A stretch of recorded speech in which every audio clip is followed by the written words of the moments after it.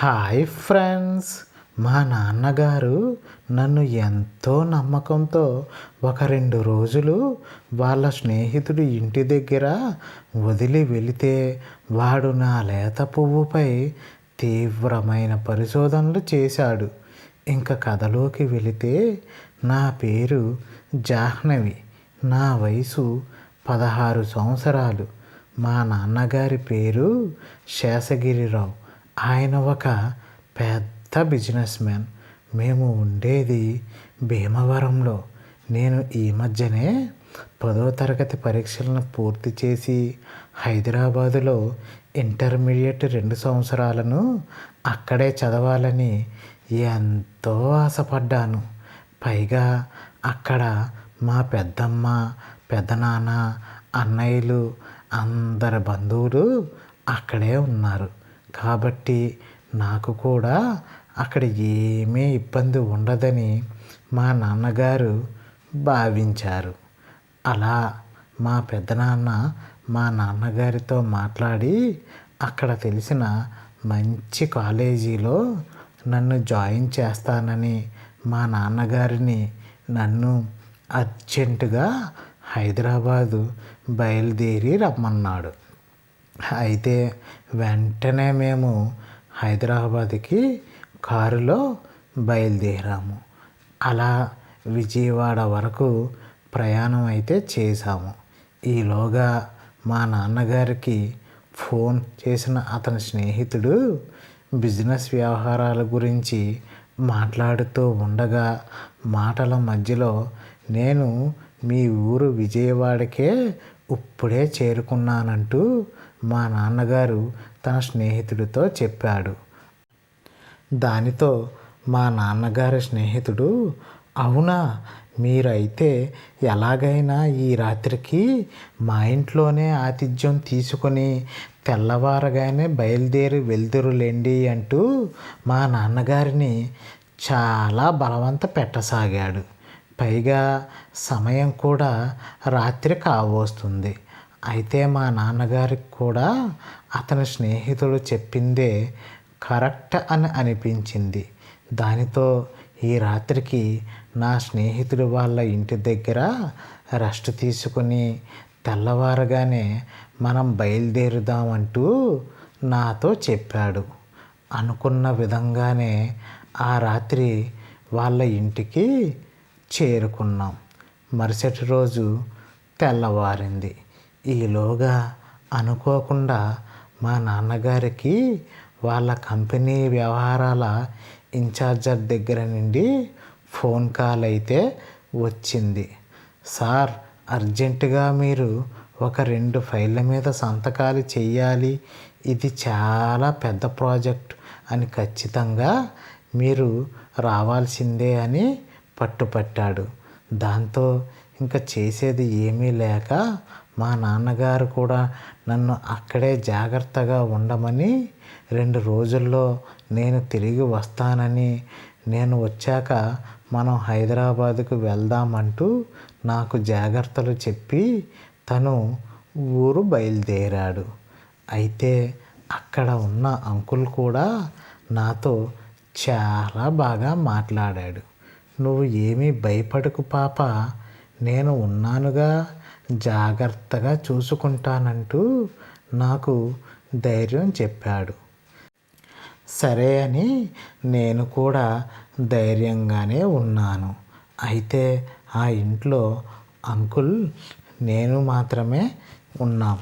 ఎందుకంటే అంకుల్ గారు ఇప్పటి వరకు కూడా పెళ్లి చేసుకోకపోవడంతో తనకు భార్య కానీ పిల్లలు కానీ ఎవ్వరూ లేరు.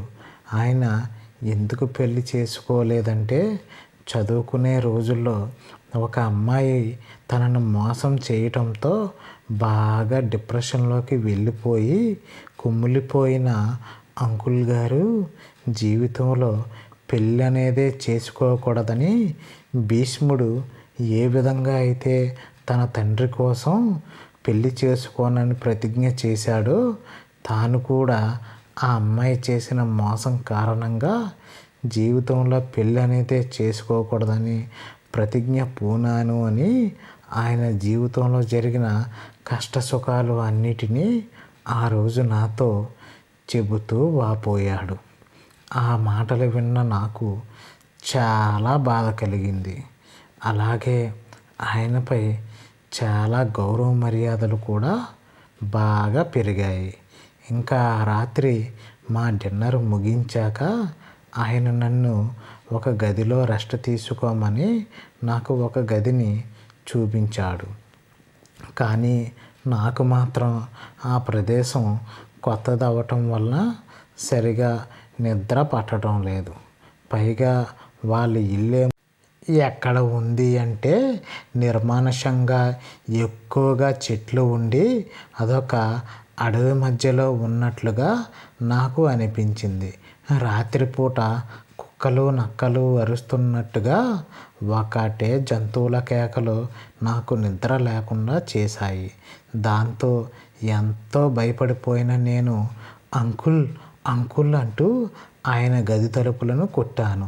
దాంతో నిద్ర లేచిన అంకుల్ గారు ఏమైంది పాప అంటూ నన్ను ప్రశ్నించాడు.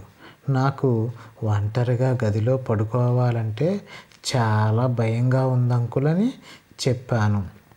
అవునా, సరే అయితే ఈ గదిలోనే ఇక్కడే పడుకో పాప అంటూ నాకు చెప్పాడు. నేను కూడా ఆ గదిలోనే పడుకున్నాను.